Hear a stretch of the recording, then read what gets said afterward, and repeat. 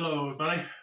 Welcome back to the Tin Man's Court channel. I'm your host, Jeffrey Tin Man Taylor, and today I'm getting back into reacting to some scary storyteller channels. And the first one I'm reacting to today is Chilla Scares. And the video I picked out to react to kick things off is four most disturbing early internet rabbit holes.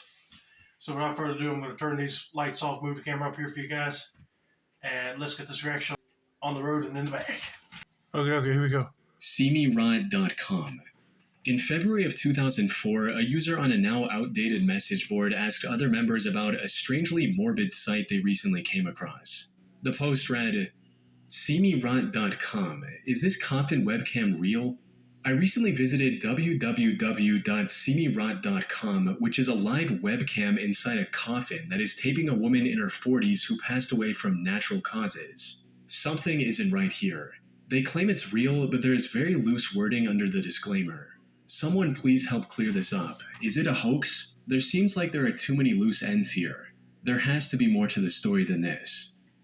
I agree, because one, why would somebody film inside of a person's coffin? That is just downright disturbing. I hope it's fake, but you never know what sick people would do nowadays. I can't believe there was actually a website just to see people rotting in their caskets when they're passed away. That's just wrong and downright horrifying.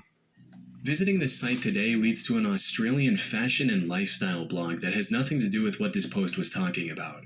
Fortunately, this domain has been extensively archived by the Wayback Machine over the years, allowing us to go back in time and see how it used to look in August of 2003. And sure enough, it was just as bizarre as the OP mentioned in their post.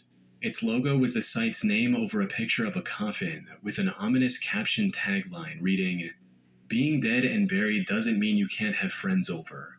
Below this was a supposed live view from within a coffin, featuring two cameras pointed at the deceased face and feet.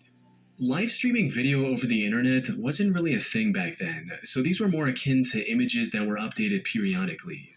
These images were too low res and hard to decipher, even for 2003 standards, hinting that this whole thing might have been nothing more than a hoax. But less than a month later, the site's owner replaced them with a much clearer picture of the person in the coffin.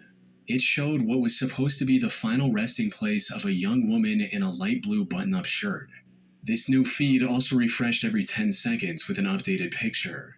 However, the most disturbing part of this website wasn't the coffin stream, but the description beside it. It opened with the site's owner providing a detailed play-by-play of what exactly they did to get this live preview, stating, "Welcome to Seemerot.com. This site is dedicated to all who have gone before us. 2 months ago, we attached the world's first live coffin cams to the interior of our subject's casket. This was done after friends and family had seen the deceased for the last time. We then traveled over 2,000 miles with the casket to the family's chosen burial place, undisclosed to protect gravesite. Having arrived at the graveyard, a small ceremony was held, after which the final preparations were made to our transmitting hardware and lighting units. All went according to plan at first, and the casket was lowered just after lunchtime, April 15, 2003. Cam tests were carried out at the site and the grave was sealed. We then set off back to our office in the heart of Seattle." This description ended with the site's owner urging readers to contact them if they wanted a coffin cam for their loved ones as well. Okay, that is so creepy. First of all, I was about to say, yeah, it might have been a hoax when they said the photos look so low res, but then when they got a clear picture of this woman that's in her 40s, that's just creepy and crazy to know that these people go to funerals, attach all the lighting, equipment, and cameras inside the casket, and then go with them to the cemetery or wherever they're going to be buried at just to make sure their stuff is working. I mean, I don't see why the family would want that. Nobody don't want to see their loved one rotting away. They just want to remember them as they were in life, not into a pile of bones of rotten flesh. I mean, that's the last thing I'll be thinking about if somebody that I know passed away. I'm not going to be contacting nobody just to put a stinking camera in their casket just so we could see what they look like many years after we bury them. I mean, that's just wrong. So, the whole purpose of this site appeared to be an advertisement for their disturbing service, which left visitors with more questions than it answered. Like, who in their right mind would want to see the decay of their friends and family after their passing? Exactly. But while people were figuring that out, Seemerot.com became a phenomenon on the early internet, with people talking about it on forums, prompting even more flock to the site out of sheer curiosity. It even got picked up by mainstream media like the QI, or Quite Interesting show from the UK. The biggest question most visitors had, however, was whether it was actually legit. Were these images really from the inside of a coffin? Well, as it turned out, Seemerot.com was nothing more than a hoax. Some savvy users quickly figured out that the live preview wasn't live at all. Instead, it was the looping GIF of a still image that went in and out of focus to emulate a live digital camera from that era. This also explains why the supposed body didn't change one bit in the 10 years the site was up. But this begs the question, why? Why would someone go through the effort of setting up a whole website centered around this false premise? Oh, thank God it's fake. But yeah, I would like to know why they would set up this website just to show someone in a casket. I mean, that's just too morbid of a subject to even mess with. The creator even went as far as to add a legal section with disclaimers about how this was all being done with consent, all in an effort to make it seem more legit. One of the first explanations that comes to mind is that this was an art project of sorts. Though, a closer look at this site suggests that its creation was driven more by profit than by artistic intent. You see, this site has had advertisements on its homepage, often for adult content from its inception, something that was very common in the early internet days. A site called the Museum of Hoaxes even managed to track down the site's registration address to some adult business in West Hollywood, California. Put simply, the creator of Seemerot.com created this hoax to entice visits from around the world and then leverage those visits to earn money from sponsors. That is messed up.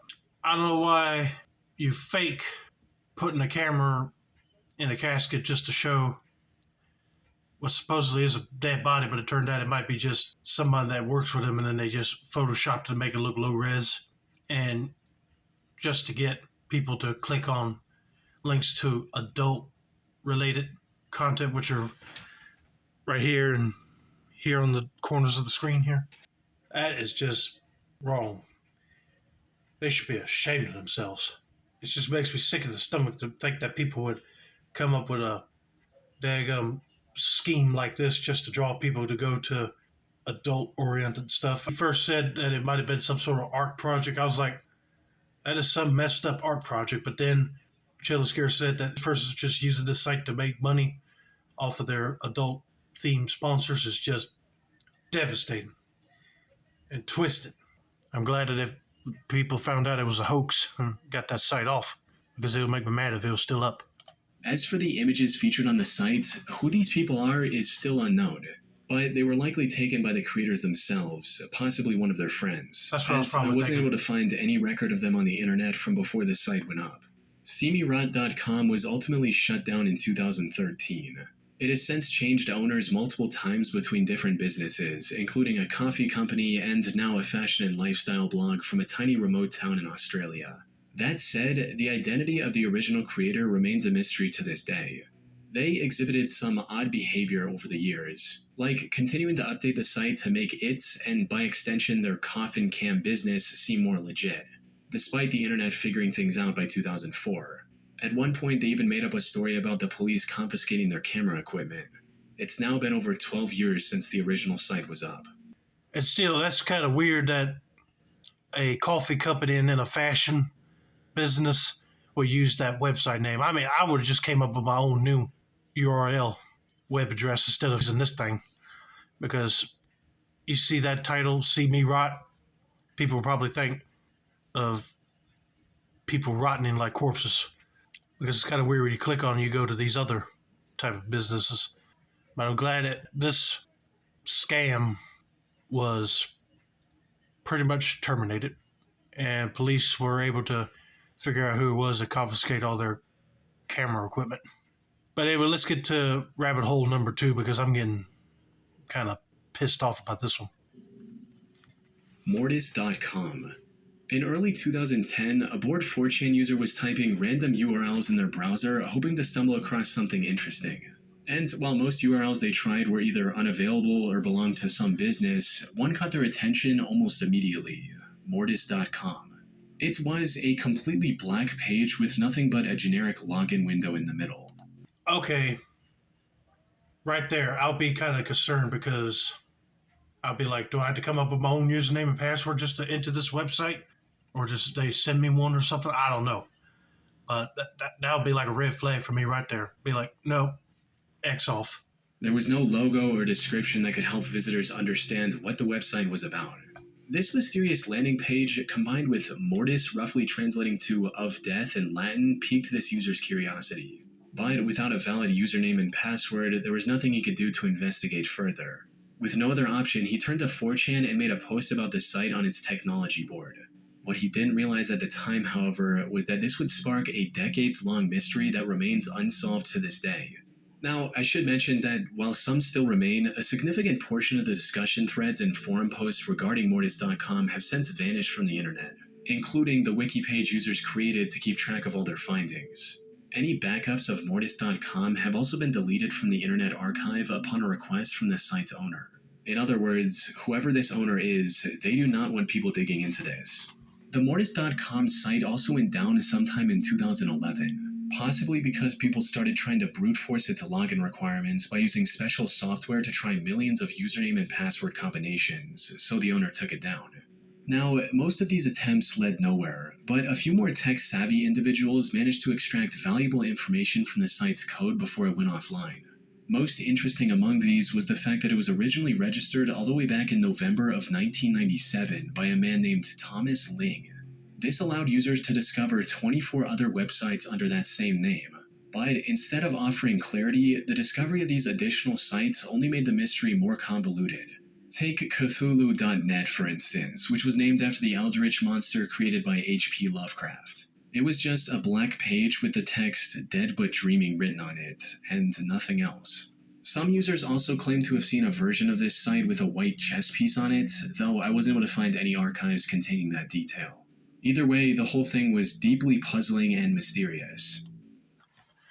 I'll say it's mysterious because, one, the owner of the website don't want nobody finding out who he is and knowing where he lives at. So he decided to shut down that website altogether. But it makes you wonder, since it had something to do with death in the title, if somebody figured out a way to log in, you probably would have been met with a bunch of gruesome images of dead people, probably. I don't know. Luckily, nobody didn't find that out. Really strange. That said, not all sites under Thomas's name were this empty. Exercio.com led to a landing page with 4 different options. Among these, quilts.html was the most notable, as it led to a page about someone sharing pictures of their quilting projects. See, that is all right. I mean, who doesn't want to look at different pictures of quilts? But it'd be kind of weird just to see it under like a little file section. I mean, you could have just made your own website dedicated to quilts. But I'm glad not all of his websites are not so dull and grim-ish. And while this doesn't look all that important to the Mortis.com mystery at first glance, in actuality, it holds the key to answering everything, or at least getting as close to the answer as we can. But we'll get to that a bit later, because there's another key piece of this puzzle that we haven't discussed yet. You see, while people were snooping around the Mortis.com code and the emails relating to its domain, they discovered terabytes of encrypted data connected to this site, which is an unheard of amount of data for the late 90s. Some individual files in this collection were as large as 39 gigabytes, which got people even more curious about what this site was hiding behind its login page.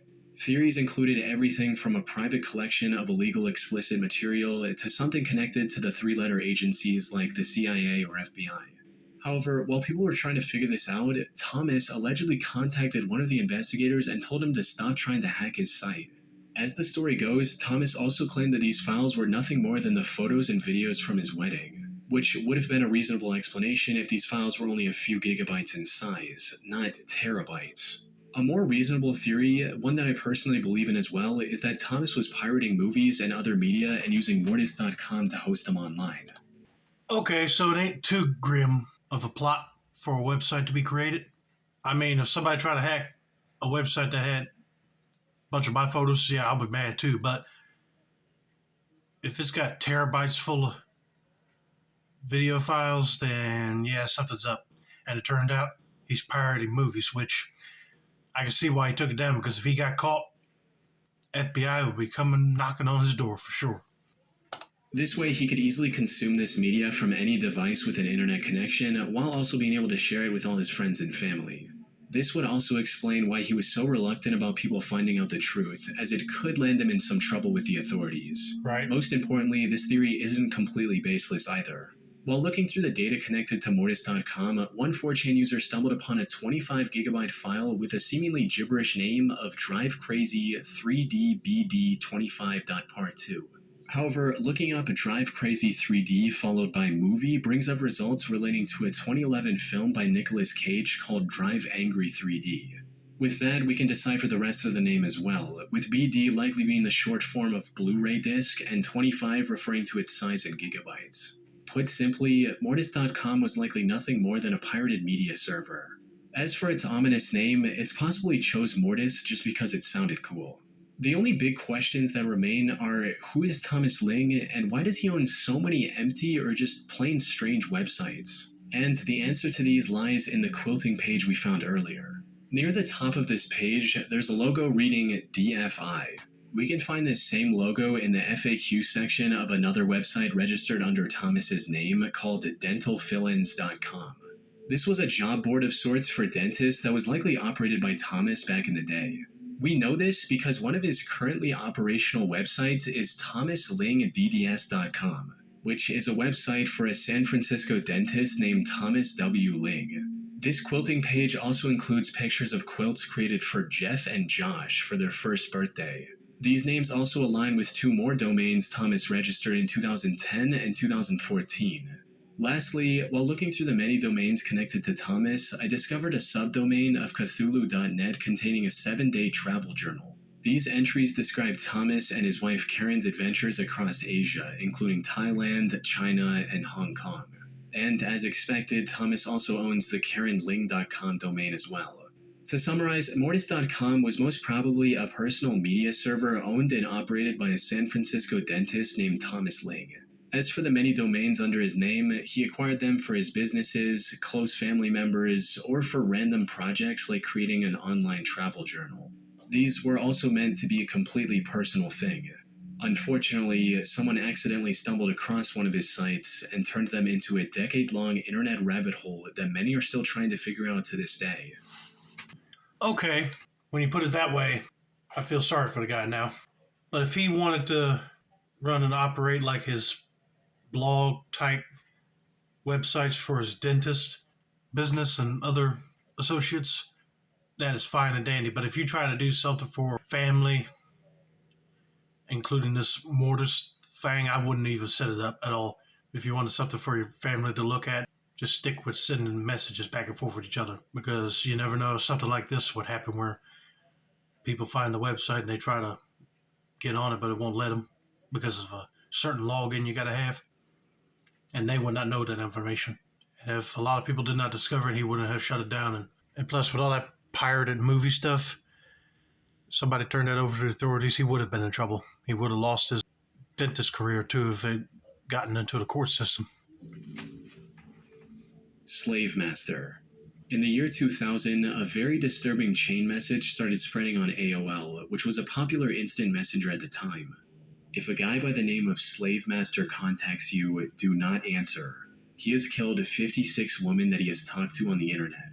Please send out to all the women on your buddy list. Also ask them to pass this on. He has been on Yahoo, AOL, Excite so far. This is no joke. And please send this to men too, just in case. Send to everyone you know. Now, chain messages like this were fairly common back in the day. They were an evolution of the physical chain letters and often contained some pretty out there claims, like telling the reader to forward it to 20 people or something bad would happen in 3 days. This one, however, felt a lot more real, and that's because it actually was. Slavemaster wasn't the name of a fictional horror character someone had created to start an internet hoax. Instead, it was the username of John Edward Robinson, the internet's first serial killer.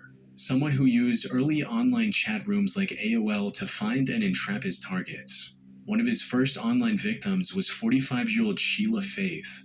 She met John in 1994 in an online chat room, and after talking with her for a few weeks to gain her trust, John promised to pay for the surgery of her 15-year-old wheelchair-bound daughter, Debbie. All Sheila had to do was go to Kansas City where John lived, and he promised to take care of everything else. She agreed and moved to the city with Debbie in December of that year. Unfortunately, that was the last time anyone saw Sheila or Debbie alive. A few years later, John used the persona of Slavemaster once again, this time with a 21-year-old Polish immigrant named Izabela Lewicka. Izabela met John in 1997 and began chatting with him almost daily. Over the next 2 years, John showered her with love and convinced her to move to Kansas City as well. Once she was there, he rented an apartment for her and even made her sign a marriage certificate, which he never turned in.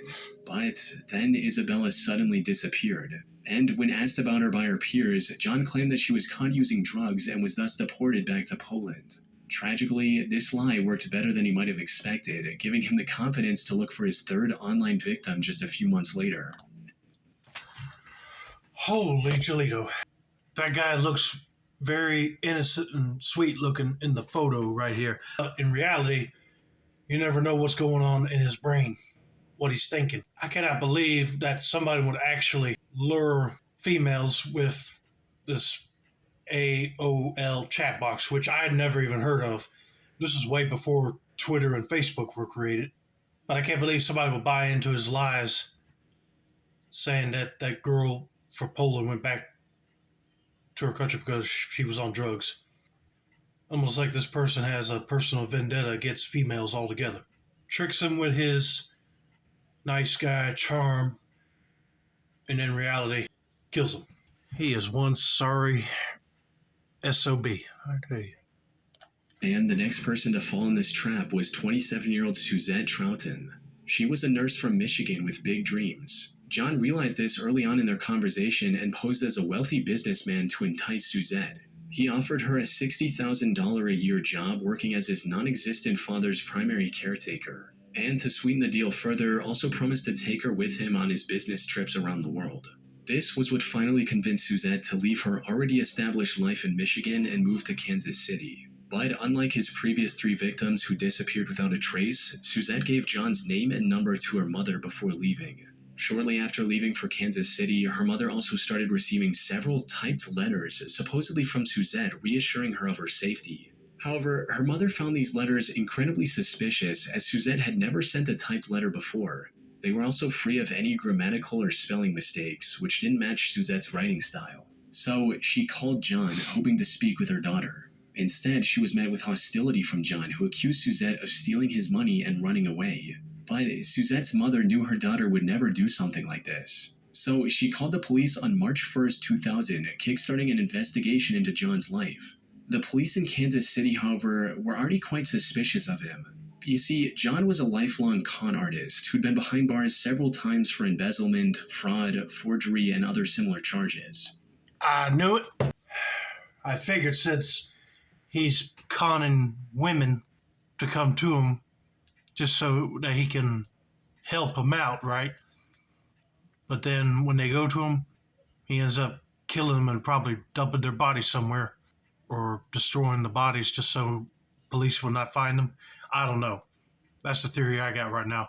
But thank God the mother had her phone number and where she was going to just in case if something happened.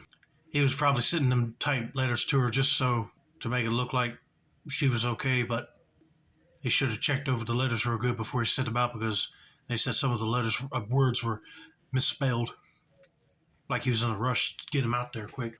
Most importantly, his name had already come up in multiple missing woman cases. Each time he escaped consequences due to insufficient evidence. This time, investigators held back and quietly kept John under surveillance. And it wasn't long before their patience paid off. One of his would-be victims called the police on him. This gave the authorities a warrant to put John under arrest and search his property for evidence. However, what this search uncovered was far more horrific than anyone could have imagined. As it turned out, Sheila Faith was far from his first victim. She was just the first one he lured through the internet.